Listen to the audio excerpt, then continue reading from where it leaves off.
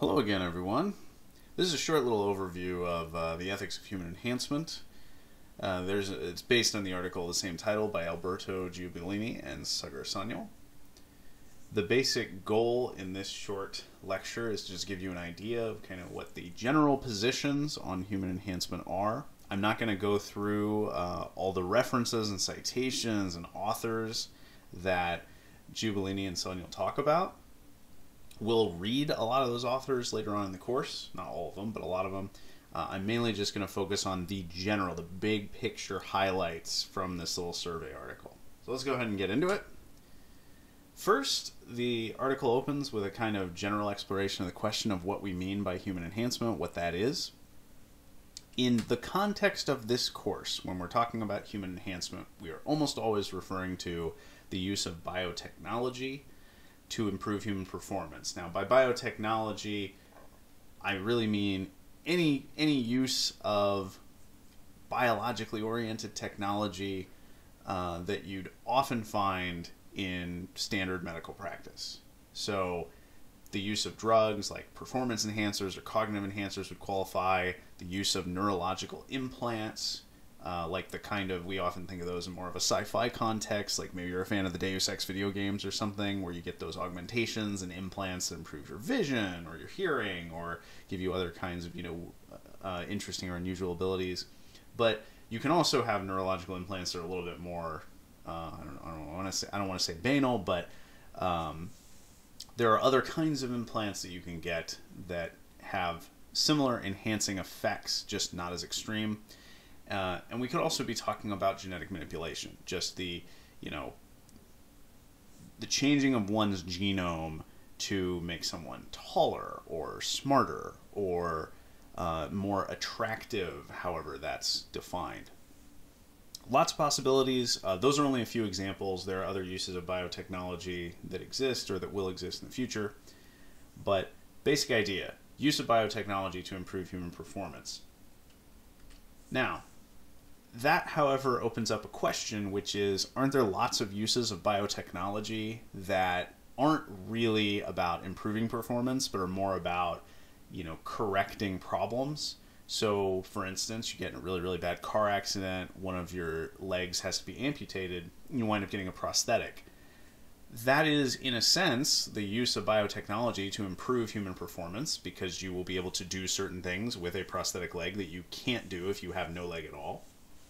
But it doesn't seem like it's the same kind of thing as what human enhancement typically is. So most people use this as like the dividing line between therapeutic interventions that aren't human enhancement versus things that properly qualify as human enhancement. Not everyone accepts that distinction.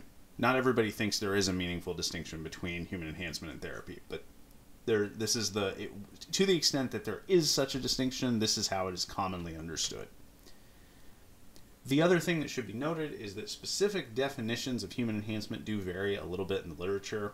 For example, there's a dispute about whether human enhancement properly means improving someone's performance in a specific domain or a specific area, or whether we're talking about improving their performance overall, like making their lives better in a more holistic sense. Those kinds of nuanced distinctions will not play a huge part in our course, because the way our course is topically structured, we'll be looking at specific types of enhancement. So we'll be looking at performance enhancement in a competitive sport. We'll be looking at cognitive enhancement, mood enhancement, genetic enhancement, anti-aging, etc. It's always going to be geared around a very specific technology. But it is something to keep in mind that the different authors that we read might be using the term human enhancement in slightly different ways.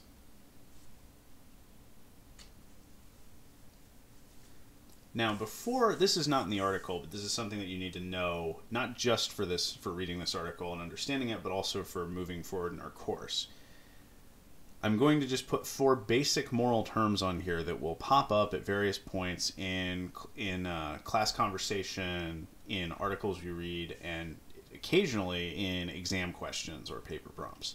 So, first, the concept of moral impermissibility. What do we mean when we say something is morally impermissible? Well, what we mean is it's wrong and you shouldn't do it. So, when one of our authors says, like, doing X would be morally impermissible. They just mean that's something that's wrong. You're violating a moral obligation when you do that. You shouldn't do it. You can be, criticized if you do act in that particular way. The converse of this is something that is permissible. So when something is permissible, that means it's morally okay for you to do it. But usually it is not morally required. Typically when we use the phrase permissible, we mean that it's like morally optional. It's something that it's okay for you to do, you're permitted to do it, but you don't have to do it. Now, the reason that I point out this idea of being morally optional is because there's a third term here, which is morally obligatory. This is something that's not optional. This is something that morality demands. So if we say that doing something is obligatory, it means that it's something that you morally ought to do. It's something that is a moral requirement. It is not optional.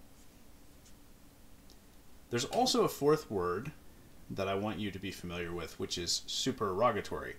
Now, that is a really fancy word for kind of above and beyond the call of duty. So when something is supererogatory, that means it's morally good to do, but it's not morally required. So it's in that sense a special subclass of morally permissible actions. It is optional, but what makes it different is that a lot of morally permissible things that you could do but that aren't required, a lot of those things are just kind of morally neutral. They're things that don't really seem to have a moral valence, we might say. They don't have a property of being good or bad. They're just kind of things you could do. So, my decision to say, log into my credit card account and check my statement is something that I'm permitted to do. But it doesn't seem like it's something that is morally required of me to do, nor does it seem like it's something that's good or bad, morally speaking, in any way, at least not without more information being presented. Maybe if I was logging into someone else's account without their consent, it would be wrong. But if it's my account, I don't think there's much case to be made there that I'm doing something wrong, but I also don't think there's much, it would be weird to say that I'm doing something morally good or that I should be praised for it. So that just strikes me as something that's morally neutral, permissible. It might be smart for me to do that kind of thing now and again. It might be prudential or rational for me to do that. But again, morally speaking, it just seems neutral. But supererogatory actions are those kinds of permissible activities where you should be praised for doing the thing. So a lot of people have this view of really substantial donations to charity, right? I could donate a large portion of my savings. So I have an investment portfolio. I could take a bunch of money out of my investment portfolio and give it to an organization like Oxfam or UNICEF, where that money would be distributed to people in need, people who are in various ways worse off financially speaking than I am. And that would be, I think, uncontroversially a morally good thing for me to do. But I don't think it is something that is morally required of me. I don't think that I am morally required to deplete my savings in order to try to make things better for everyone else in the world. I don't, Now, I should point out, there are some people who think that actually is a moral obligation. Peter Singer is the philosopher who's written the most prolifically about that potential obligation. But that's not a commonly held view of charity, right? Most people think that charitable giving is, for the most part, a supererogatory activity, a good thing to do, but something that is not required of you. So, in other words, if you aren't donating, tens of thousands of dollars annually to charity, even if you have that amount of disposable income, most people don't think that you should be, morally criticized for your behavior in that way. So, those four terms on this page, I want you to just commit these to memory because they're going to come up throughout the course. The first three will be very common. Supererogatory actions will probably be less common. You'll see that reference less common because it's a kind of niche special class of actions. But I just want to make it clear that you can have You can have things that are morally good to do that are not required of you, right? Moral permissibility does not always mean something that's morally neutral. Okay. Now, using some of this language, we can start to canvas the different ethical perspectives on human enhancement. So I've got this kind of, this like dual-sided arrow here because I just want you to understand these positions are kind of on a continuum. And the way that I've mapped it is on the far left side here, we have permissive positions or pro-enhancement positions. And on the far right side, you've got anti-enhancement positions. Sometimes you'll see the debate on human enhancement cashed out in terms of bioliberalism and bioconservatism. Bioliberalism usually refers to pro-enhancement positions, and bioconservatism usually refers to anti-enhancement positions.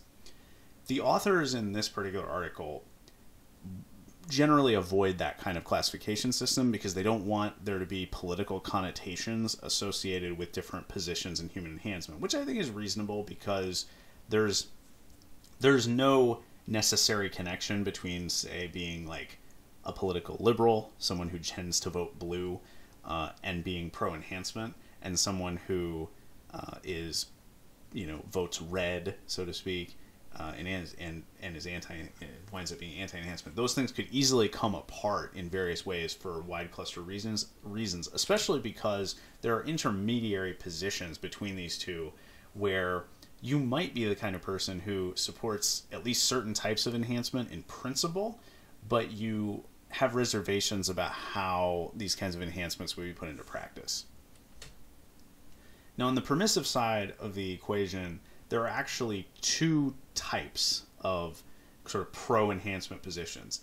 There are people who generally think that human enhancement is permissible and that it should be an option for people who want it. And there are also those who think that it is a moral requirement in some way. So there are a few people who have argued, for example, that moral enhancement, which usually involves like tweaking people's emotional responses to make certain kinds of moral emotions more powerfully felt, so emotions like empathy, sympathy, gratitude, whatever, those kinds of emotions, people who experience those more powerfully tend to be more generous, tend to be kinder, tend to treat others better, etc. So there are some people who think that if you could enhance people to improve their kind of, their experience of moral emotions, that's something that we should do.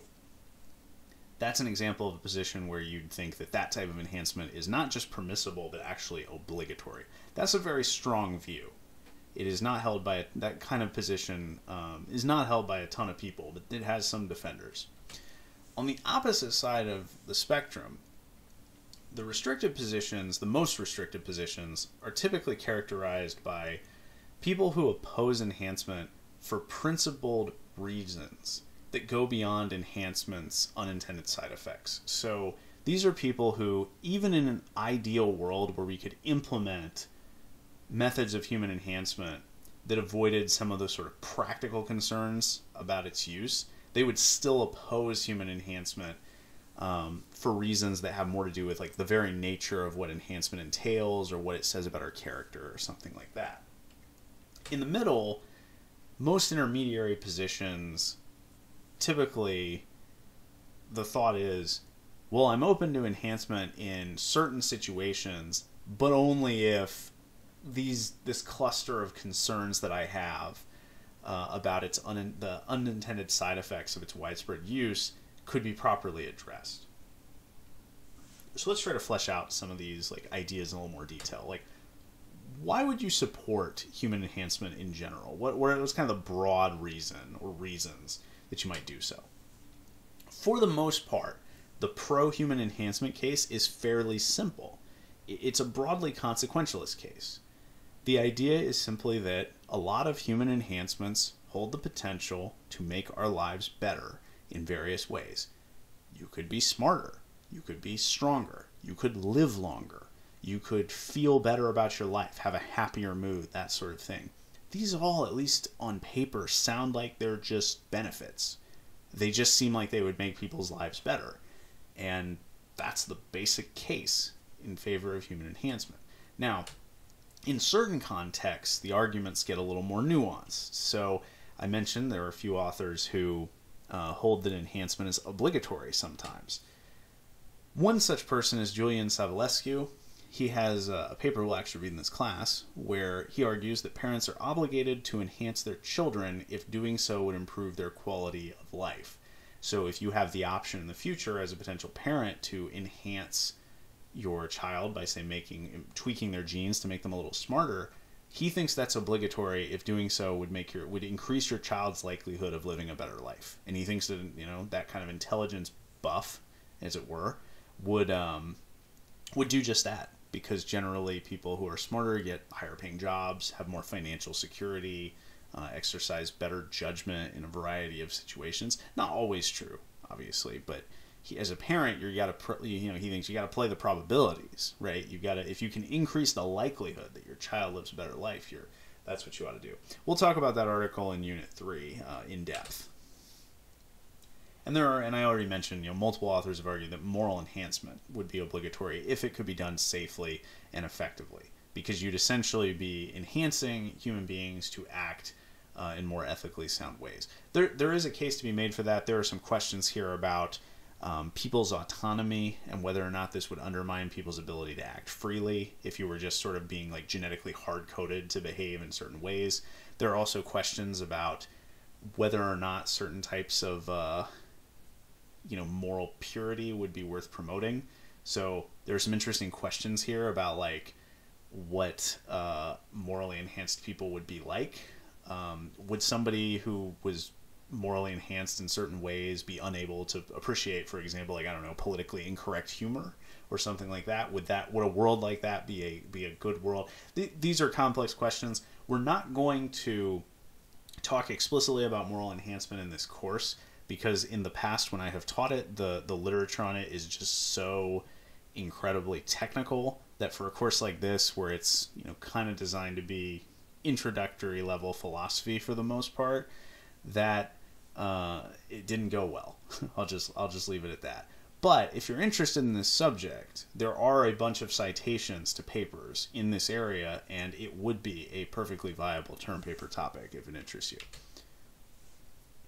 Now, what about the other side? So I mentioned the pro-human enhancement case is pretty simple. What about the other side? Why would you oppose human enhancement if there are all these, potential benefits that are tied to it? Well, first let's think about the sort of practical problems. So let's imagine that you're on board with the pro-enhancement case in the abstract, the idea of people being able to make their lives better. Here are some problems that might occur. First, you might worry that the widespread dissemination of human enhancement technology could increase inequality. This could happen in a number of ways. It could exacerbate already existing inequalities between, say, the rich and the poor, or along racial or gender lines. It could create new inequalities. So in certain sci-fi contexts where you imagine like alternate realities where human enhancement is widespread, there forms a sort of group of society where you have the enhanced people and then you have the non-enhanced people, and they're kind of, it's almost like equivalent to a sort of like what racial segregation looked like in the recent past. There are lots of cool questions here. We'll talk about the inequality objection in Unit 2. There is also a concern about the use of enhancement in various competitive contexts, academic, athletic, and some other ones.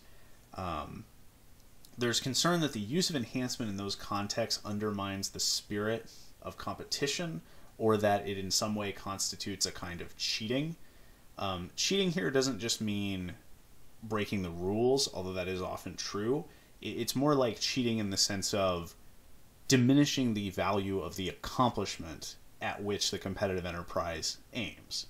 So when we find out, for example, that a runner in the Boston Marathon got on the subway for a portion of the run and cut their marathon short by several miles, right, to get an edge on the competition, yes, they cheated in the sense that they violated the rules, but the real objection there goes deeper than that.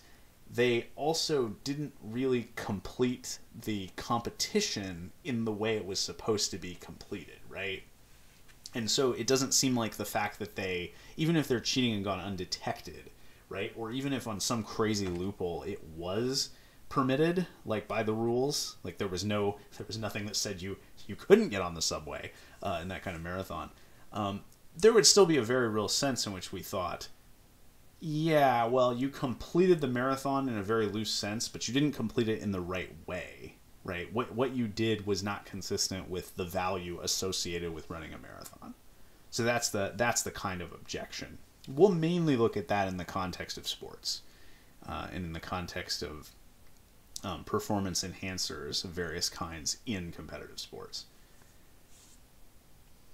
Then another kind of context-specific objection you might have is concerns about kind of the historical analogs to human enhancement. So widespread use of genetic enhancement, a lot of authors think that it generates some of the same ethical concerns that were associated with state-led eugenics programs from the early half of the 20th century. And by and large, these were not good programs, morally speaking.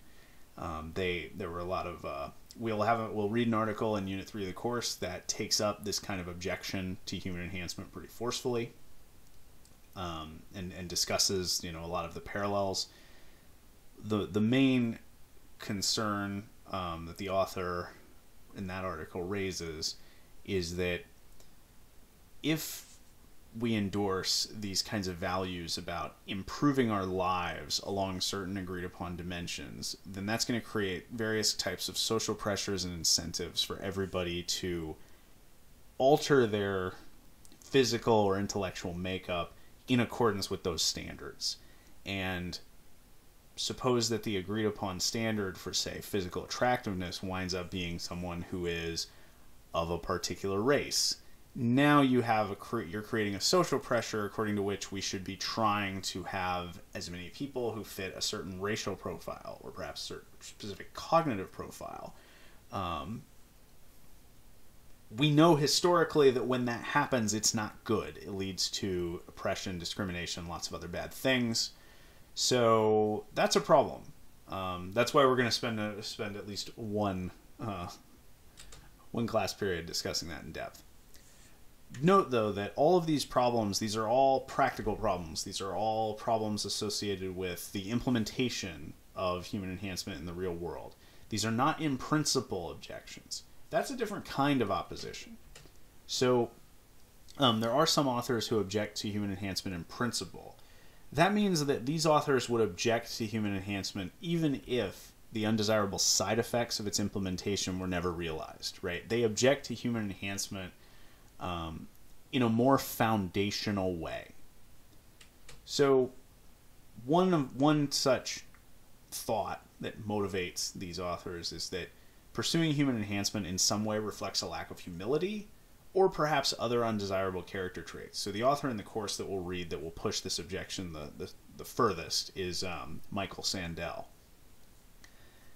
When people make the claim that human enhancement reflects, quote, playing God, some variation of this objection is probably what they have in mind. The idea is that there are certain kinds of activities that human beings simply shouldn't meddle in because we don't have a great track record in certain areas of making the world a better place with our scientific intervention, and also because we may not know what is best. So that's kind of the lack of humility angle. Sandel brings up some other stuff too. He thinks that the virtuous person is someone who would have a certain kind of openness to the unbidden. That's his phrase for this kind of virtuous character trait, and would sort of appreciate the kind of natural wonder in the certain degree of uncertainty in our lives.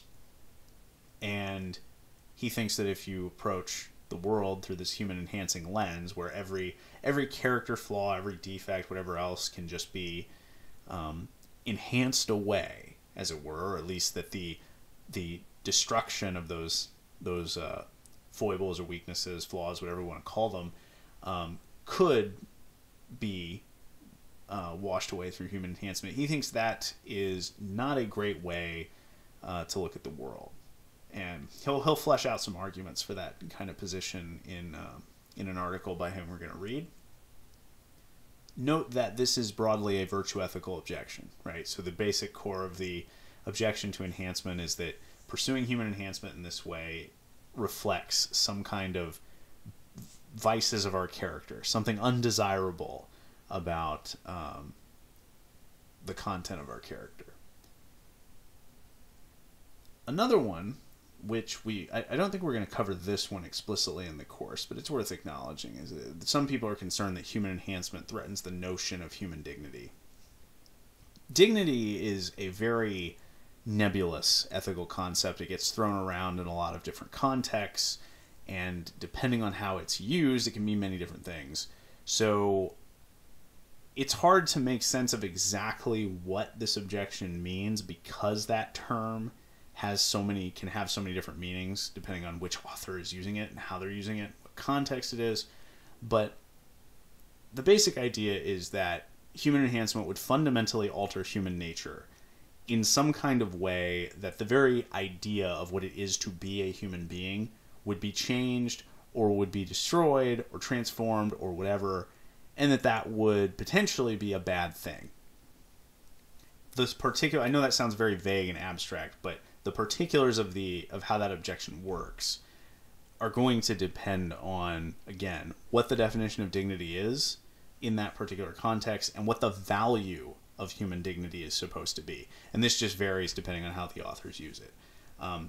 In the very first time I ever taught this course, I tried to assign a couple of articles on this idea, and after really struggling through it for a week with my students, we all kind of came to the conclusion that, like, this argument's just really hard to make sense of. And so again, thinking about this through the lens of like this being an introductory philosophy course, that I think is a level of abstraction that we probably won't get into too much in class. But if you want to write about it, there are some citations in the article. There are some references I could give you if you wanted to write about it for a term paper.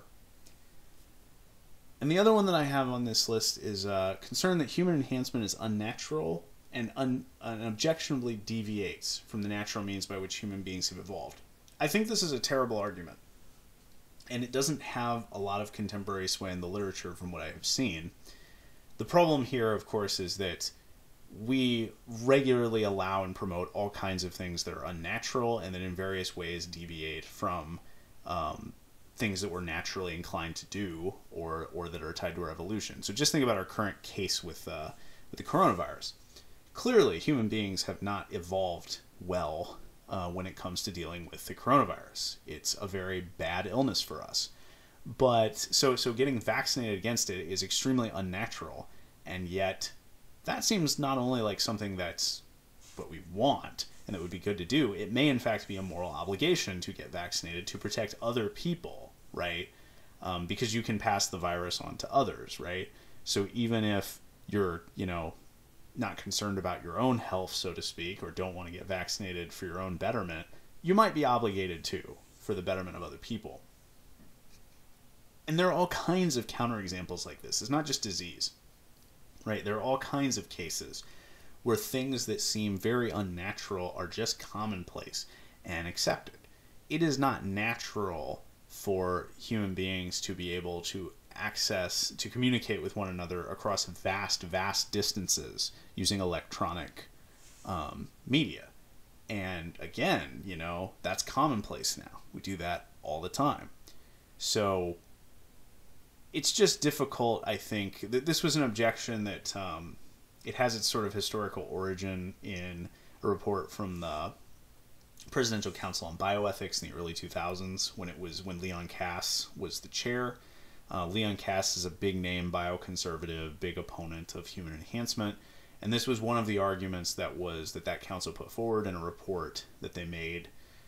So it's not like it has no representation in the literature, but it just feels outdated. It feels like a perspective on this issue that is just no longer consistent with modern reality, and which misconstrues the relationship between something being natural and something being good. There are natural things which are good. There are also natural things which are bad.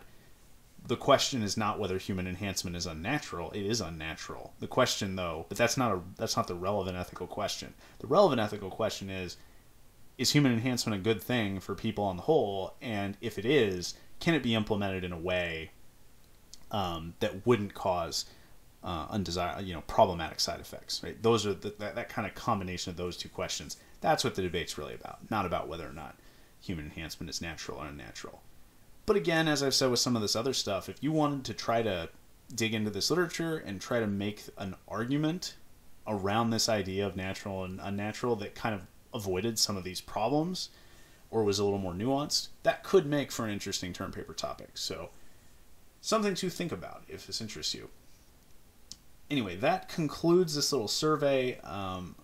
Again, I'm just pointing out some highlights from the article. This isn't designed to give you every piece of information that's in there. There's a lot of references, a lot of citations. There are some views and positions that I didn't cover, but the goal here is just to give you an idea of what the human enhancement literature as a whole looks like. When we get into Unit 2, we will start to identify particular areas of the enhancement literature grouped roughly by technology, what technology they are, what enhancer they are. And then we'll start to look at more specific iterations of some of the general objections. Objections to enhancement and supporting arguments for enhancement that I've surveyed here. So that's what's on tap next. As usual, keep doing the readings and keep this stuff in mind as you prepare for your first exam.